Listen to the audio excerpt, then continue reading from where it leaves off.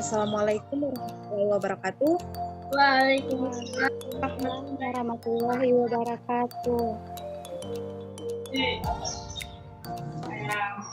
Kami dari kelompok 6 dengan saya sendiri Nur Aini Bumulon NIM 442420033 dengan rekan saya yang bernama Ika Maria Jibu 4424207. Dan saya Yulian Ali Usman dengan NIM 442420031. Kami dari kelas 6A Prodi S1 Kimia akan membawakan presentasi yang berjudul tentang literasi argentometri. Argentometri merupakan istilah yang diturunkan dari bahasa Latin yaitu argentum, yaitu arti perak. Literasi argentometri seringkali disebut sebagai literasi pengenakan. Jadi, argentometri merupakan salah satu cara yang digunakan untuk menentukan kadar zat dalam suatu larutan yang dilakukan dengan literasi berdasarkan pembentukan endapan dengan ion Ag+.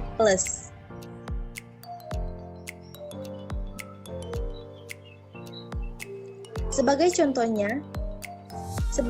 yang banyak dipakai adalah literasi penentuan NaCl di mana ion Ag+ dan titran akan bereaksi dengan ion Cl- dari analit membentuk garam yang tidak mudah larut, AgCl yang berwarna putih.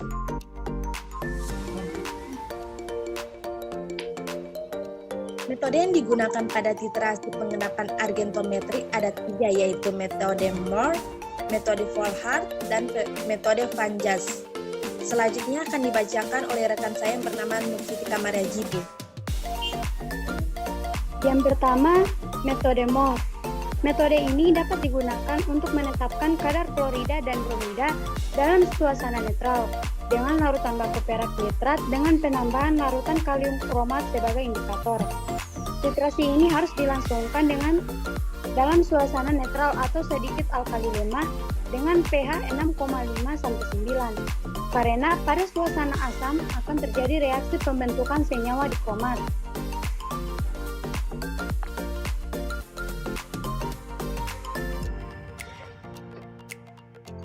Metode Volhard.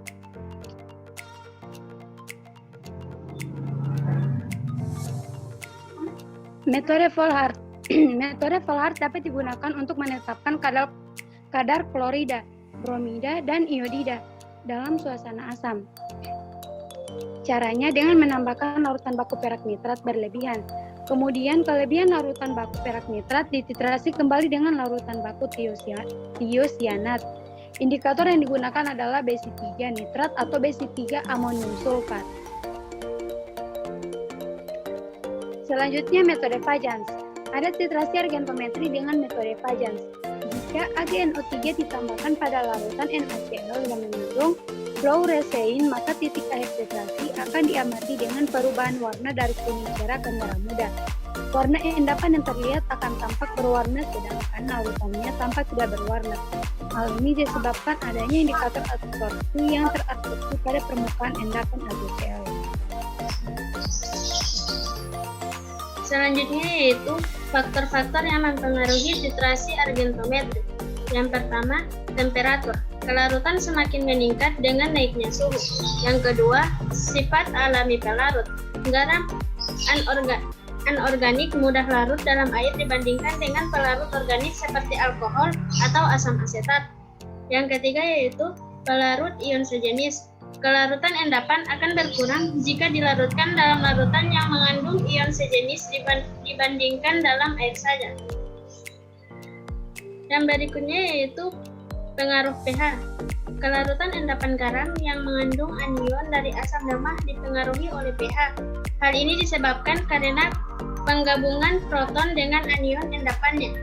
Yang kelima yaitu pengaruh hidrolisis. Jika garam dari asam lemah dilarutkan dalam air, maka akan dihasilkan perubahan konsentrasi H+, di mana hal ini akan menyebabkan kation garam tersebut mengalami hidrolisis dan hal ini akan meningkatkan kelarutan garam tersebut. Yang terakhir yaitu pengaruh ion kompleks.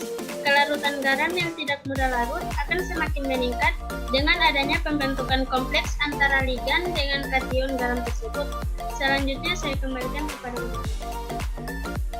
Selanjutnya kami akan menyaksikan video yang akan kami presentasikan.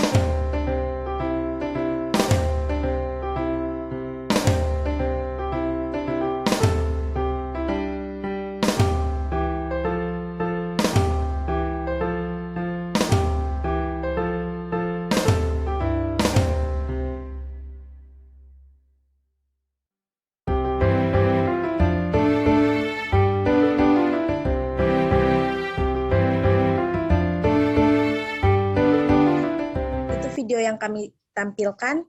Sekian dari kami, bila ada kata kami mohon maaf. Wabillahi taufiq walhidayah. Wassalamualaikum warahmatullahi wabarakatuh.